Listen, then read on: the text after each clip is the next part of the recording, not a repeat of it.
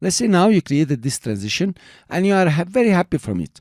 You want to make it the standard transition for this project. You want to reuse it all over the place, or you want even to save it so you can use it in other projects.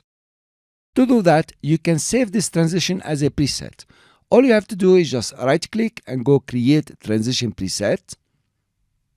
If you click on it, it will prompt you to give it a new name. I will call it spiral wipe preset -1, for example. At least we have the original name and we know it's our preset.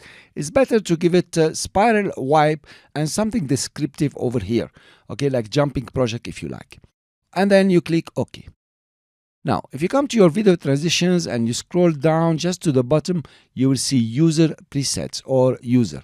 And here is your spiral wipe preset. You can click and drag and put it somewhere else, wherever you like. It's working at 100%. So it's pretty easy, by the way. Now, if you don't want your preset anymore, you're annoyed from it, you can right click and say delete transition preset. Of course, it does not delete anything in the timeline, it just deletes the preset. So this is the way to save your preset and use it in this project or other projects.